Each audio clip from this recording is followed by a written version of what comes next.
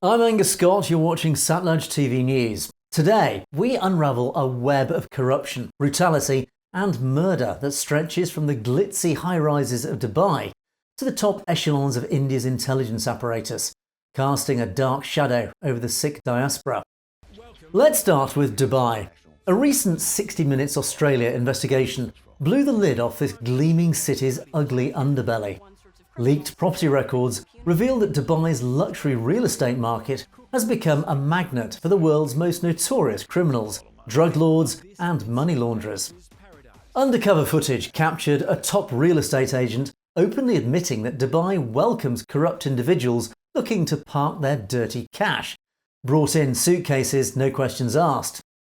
With lax regulations and zero taxes, Dubai has become a haven where criminals can wash their illicit wealth and operate with impunity. Now, connect the dots to Samant Goel, the former chief of India's external spy agency, RAW. Before rising to the top, Goel was posted as a diplomat to Dubai. But it appears he potentially used this position as a launchpad for illegal activities and shady deals. Associates say Goel exploited Dubai's anything-goes environment to make bribery transactions and forge ties with criminal networks. The seeds of corruption were sown. As Goel climbed the ranks of RAW, a bloody trail followed.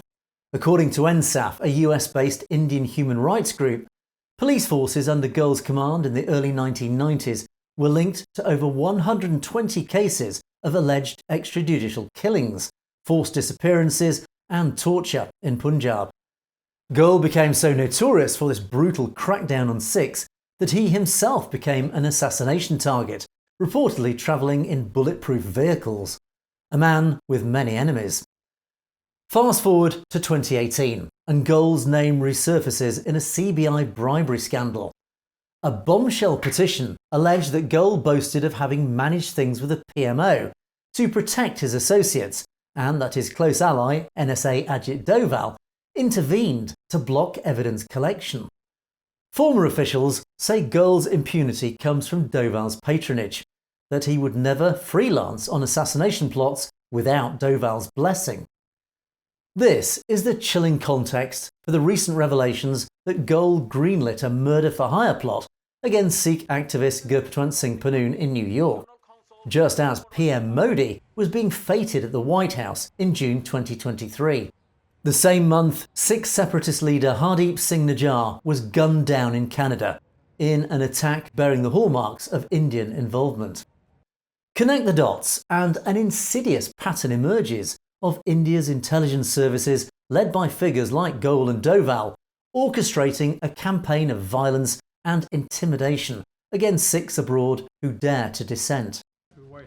It's clear that the Biden administration is now under pressure to ensure that all individuals responsible for authorising and perpetrating this murder-for-hire plot, including India's National Security Advisor Ajit Doval, then RAW head Samant Goel, senior RAW official Vikram Yadav, and operative Nikhil Gupta, are brought to justice in the United States.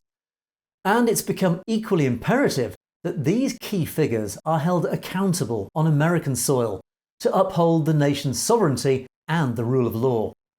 The US cannot afford to let foreign states, repressive or democratic, friend or foe, carry out these prosecutions on their own. It would set a bad precedent and signal to other states that they too can carry out transnational repression and not be held accountable by the US government. This would place the lives of Americans at risk. And we must ask, did the money for Hardeep Nijjar's killing and Gurpatwant Singh Pannun's attempted murder come from the Dubai network cultivated by Samant Goel during his time there? It's a question that must be answered. Basic democratic process demands two things from the Biden administration. Firstly, a full and transparent investigation into the Indian government's targeting of Sikh Americans on US soil. And secondly, the extradition of those abroad who are responsible for plotting violence against Sikh Americans. There is no doubt that the United States should not and must not allow India to outsource the persecution of its own officials for crimes committed on US soil. Indian regime's hands are already soaking with the blood of Sikhs, Christians and Muslim minorities. An attack on Sikh Americans must be viewed as an attack on the ideals of religious freedom, democracy, security and sovereignty of our America. And we at Satluj TV say to President Biden, the Sikh community is watching. The world is watching. It's time to stand on the right side of history. Stay with Satluj as we continue to pursue accountability and justice. You've been watching Angus Scott with Satluj TV News.